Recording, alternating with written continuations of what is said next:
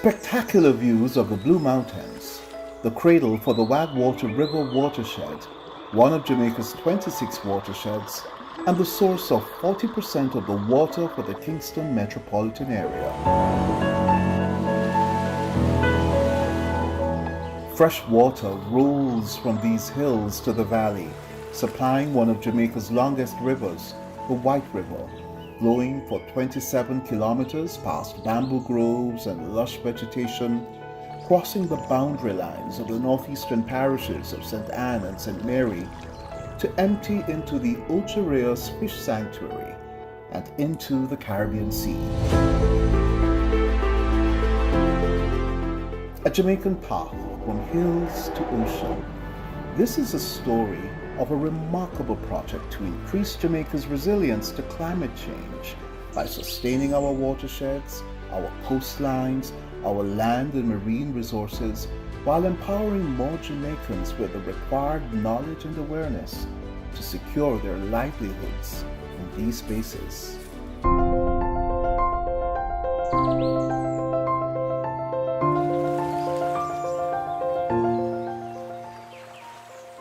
The Hills to Ocean project is funded by the European Union Global Climate Change Alliance Plus in partnership with the Government of Jamaica to the tune of €6 million over 5 years. The project will implement integrated and sustainable landscape and coastal management interventions to tackle the thorny challenges of declining ecosystems, biodiversity loss, land degradation, and the vagaries of climate change affecting vulnerable communities in Jamaica. The project intends to stop erosion in selected watersheds to reduce degradation of important terrestrial habitats, sedimentation of the marine space, loss of soil productivity, and pollution of the rivers and streams for improper waste management. The restorative activities are therefore designed towards building climate resilience and transforming managing capabilities within affected ecosystems and communities.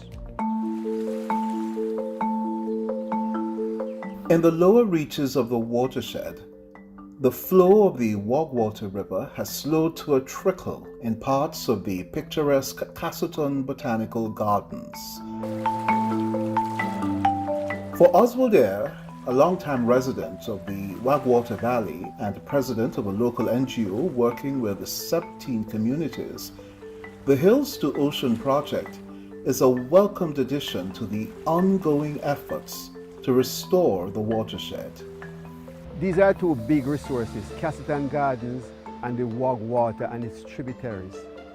In the early days, the Wagwater was most important for fishing, for recreation, for training everybody on the banks of the Wagwater, some 17 to 18,000 persons. By age 10 or so, they will be able to swim. There was a section of the river that we call Deep Hole, very deep, and it retained water. And when rainfall is low, those deep holes will gradually feed the stream with water. And by the time they are exhausted, rain would come again and refill them. All that is gone today. The Hills to Ocean project will directly benefit Castleton Gardens and many other communities and residents who make their livelihood from key economic sectors like agriculture and tourism. There are 3 targeted watershed management units under the project: the Wagwater WMU, including Castleton Gardens, the Rio Nuevo WMU in St. Mary, and the Rio Bueno White River WMU in St. Anne and Trelawney. The project will also focus on wetland ecosystems at Winds Morass on the coast of Falmouth, Trelawney, and farther inland at the Mason River Protected Area at the border of St. Anne and Clarendon, a Ramsar site known for its rich biodiversity. The Hills to Ocean project will also assess the health and distribution of seagrass beds in the Ocho Marine Park Protected Area and at the Helsha Bay and Half Moon Bay Portland Bight Protected Area in St. Catherine and Clarendon.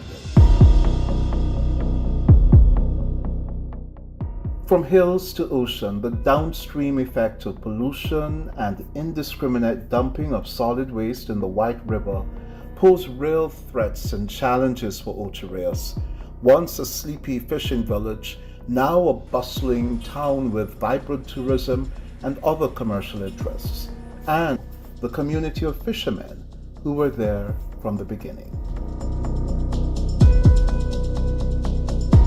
Belinda Collier-Morrow, a diver and chair of the White River Marine Association, which has partnered with the fishermen in the area to run the Ocho Rios Fish Sanctuary, remembers a time when the coral reefs were healthy and the fish were in abundance.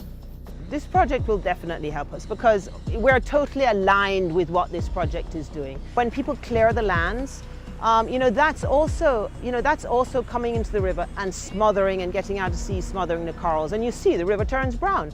You can see it goes for miles out to sea when we've had a big rain. So this project will work to address things like that. Better farming practices that will affect the river. That will in turn affect what we're doing out there. I think the Hills to Ocean is a great platform for us to really get information about how serious this is, because we, as the White River Fish Sanctuary, as a local community-based group, we can only do so much. Working in the sanctuary, it's an eye-opening, for it teaches us to care, the bad habits and, the do and the don'ts, If people have an understanding of what their actions do and why it matters, I think that is what is going to make a difference. The Planning Institute of Jamaica is the executing agency of this high-level Hills to Ocean project. A core project management unit collaborates and coordinates daily with technical experts from the Ministry of Agriculture and Fisheries, Rural Agricultural Development Authority, RADA, and the Public Gardens Division, and from NEPA, the National Environment and Planning Agency. The implementation of this project is a direct investment in data collection and research and will strengthen the technical capacity of the National Environment and Planning Agency, ultimately bolstering its monitoring and early warning capabilities. Together, let us join hands and hearts to manage and protect Jamaica's land, wood, air, and water. Given the new national campaign by the Ministry of Agriculture and Fisheries to grow smart and eat smart, we look forward to the new possibilities presented under this project to teach new techniques, build resilience, and strengthen our island nation. RADA aims through the promotion of integrated and sustainable land management practices, as well as direct transfer of knowledge to achieve these goals. The Hills to Ocean project was developed through partnership and collaboration. The direct project beneficiaries are members of the communities in the 3 named WMUs, but the entire Jamaican population will benefit from its outcomes. The PIOJ looks forward to continued collaboration with residents, the European Union, and state partners in making this project a success. We value and appreciate the cooperation with Jamaica regarding this project, as it will allow us to further progress on the joint fight on climate change. Jamaica has proven to be a pioneer in the region regarding the subject, and we are very happy to see that actions are taking place every day to improve the life of Jamaicans, as well as of all those sharing this planet, since climate change doesn't stop at national borders.